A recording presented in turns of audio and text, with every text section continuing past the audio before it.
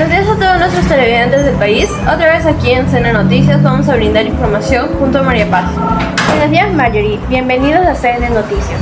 Han pasado años desde los peores momentos del país, por las secuelas que aún perduran, y son muy importantes que las nuevas generaciones aprendan y sepan sobre este tema, que es el terrorismo, o como otros le llamarán, Sendero Luminoso y la MRTA.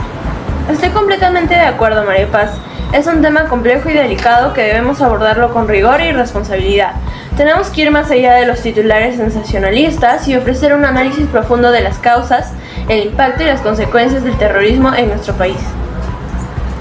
Comencemos por los inicios. ¿Recuerdas cuando Sendero Luminoso y la MRTA comenzaron a operar? Fue un shock para todos. Claro que sí. Aquellos años fueron de mucho miedo e incertidumbre. La violencia se extendió por todo el país y la población civil fue la más afectada. Marjorie, si nos remontamos a los años 60, vemos como el desconcierto social y la desigualdad fueron motivos para el surgimiento de los movimientos radicales. La división del Partido Comunista Peruano en 1964 fue un punto de inflexión.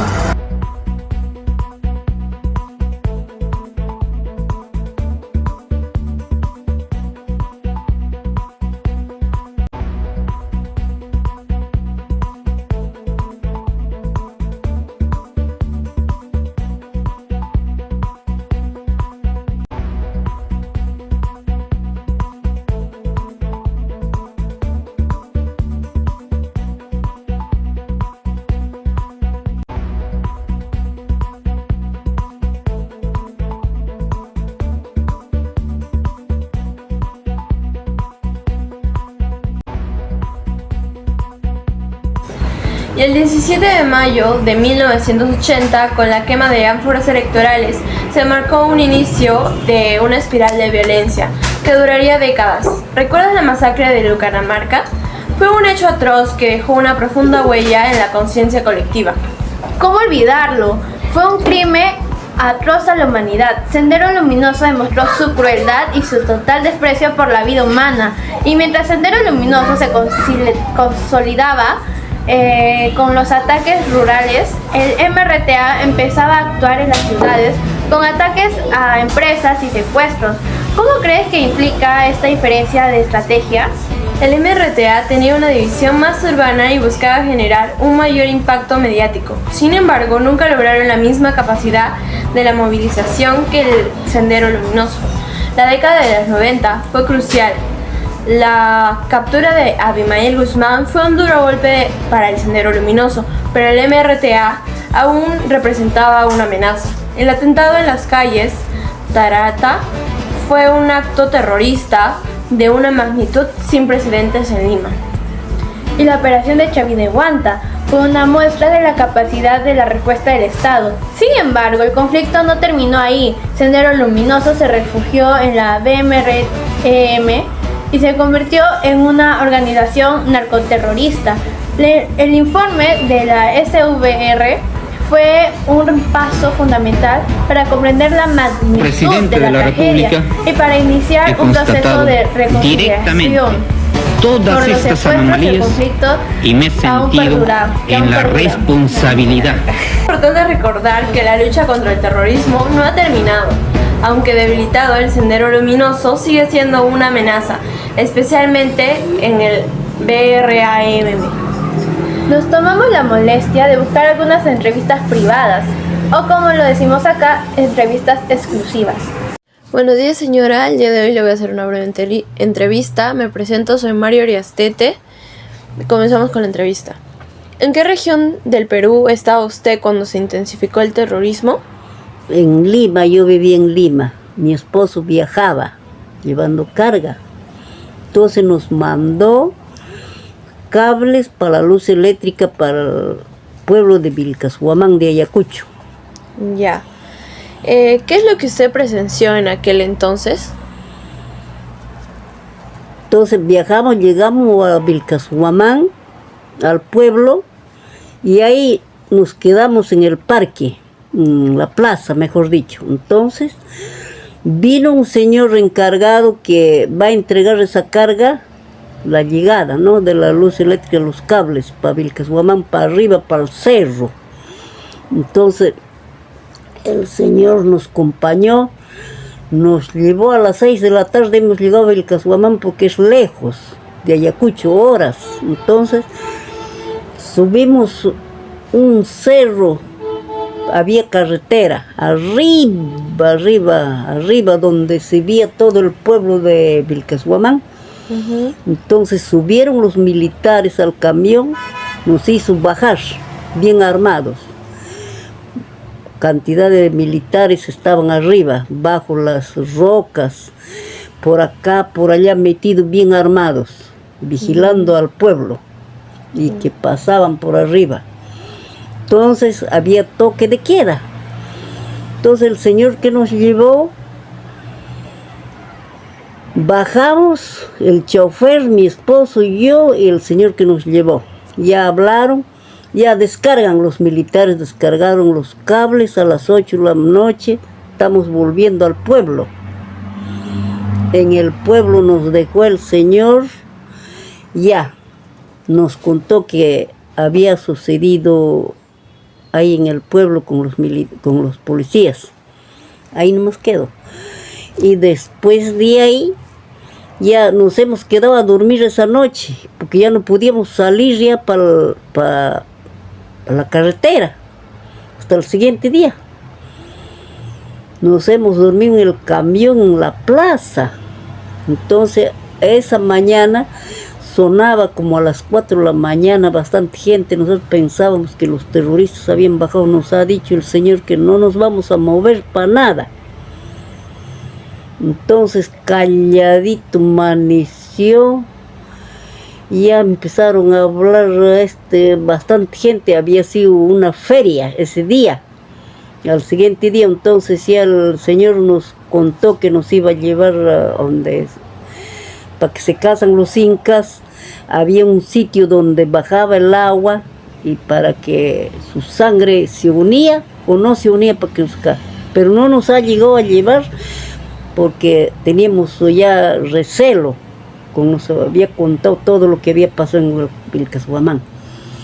Había una comisaría de piedra de los incas en la misma ciudad, abajo. Entonces, estos lo habían volado a la policía, primero lo habían sacado de adentro, nos contó el Señor que nos llevó arriba, que lo habían sacado a la policía, que a un muchacho le habían metido la vara por el ano. El muchacho ya estaba agonizando, pero hablaba. Entonces de ahí ya la mamá había llevado para que le dé alimentos, entonces no le ha querido recibir el muchacho. Le contó unas cuantas palabras, se salió la señora. Ya había perdido 3 jóvenes con él.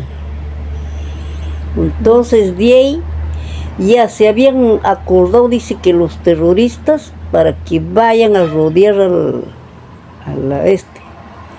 ahí en el parque, donde está la comisaría.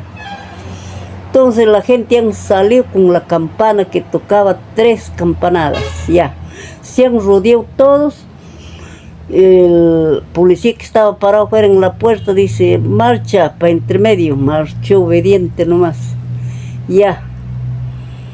Se ponieron su pasamontaña, al policía le quitaron el uniforme, lo hizo poner a uno de ellos. Ya. Otro más, eran 5 policías. Que salgan los 5, salen o vuelan. Salieron uno por uno, 4 salieron, dice que le quitaron todo el uniforme, como ha venido al mundo, igualito lo hicieron rodillar en el medio de la plaza, en la ronda de la gente,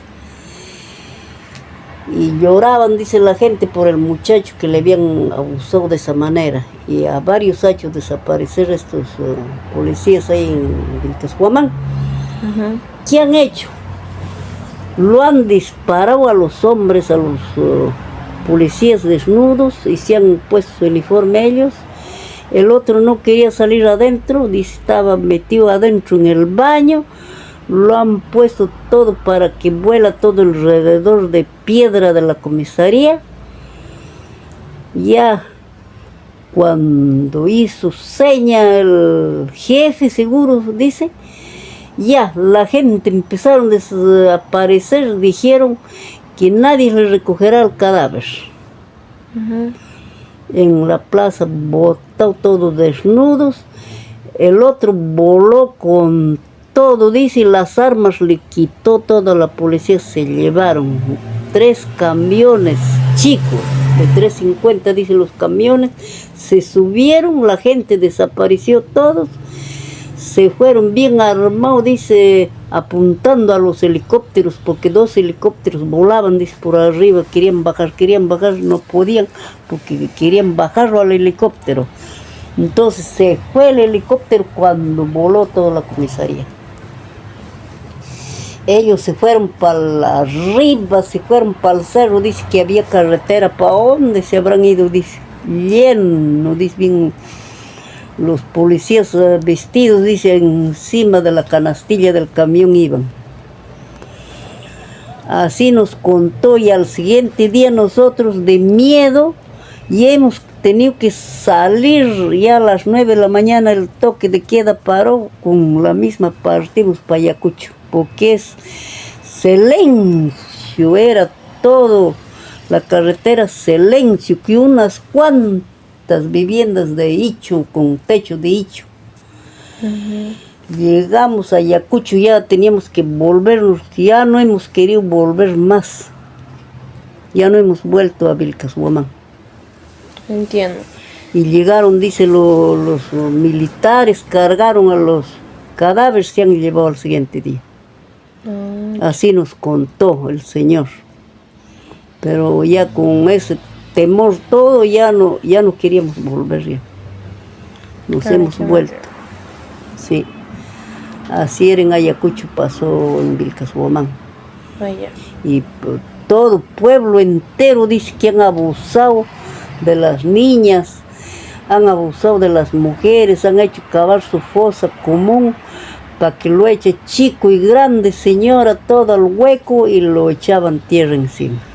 Así han desaparecido, pueblo entero, dice, por arriba. Ya.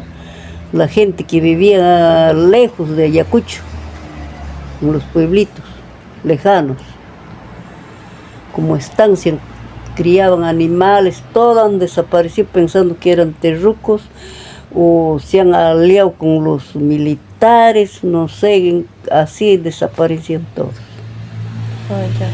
Ya. Así quedaron. Entiendo. Ahora, por último, ¿cuál es su opinión crítica sobre el tema? ¿Qué es lo que opina en qué afectó en el pasado este tema o los acontecimientos? ¿Cuál pasó? Bueno, tenían temor por la gente. ¿Cuánta gente han aparecido acá ayacuchanas que hablaban pura quechua, que se habían escapado dejando sus animales, se habían venido acá a Lima, se habían ido a Huancayo, a distintos sitios, dice, caminaban por los cerros, caminaban escapándose de los terrucos de sus estancias. Y a pie salían cuando pasaba carro, dice, hacían parar, no paraban, dice, los carros tenían miedo. Claro. Así han llegado hasta acá algunos, y algunos cuantos más habrán muerto. Eso sí. Totalmente indignante lo que me cuenta. Ay, Dios mío, era, pero ya no hemos vuelto a ir, ya no quería. Ya no quería prácticamente volver ya a ese sitio para morirse, ¿no? Peligroso era. Ya. Muchas gracias por responder mis preguntas. Sí. Eso ha sido todo por el día de hoy. Sin duda, es un tema que afectó a su tiempo una gran parte de la población en el Perú, dejando cicatrices que aún no se podrán borrar a pasar de los años.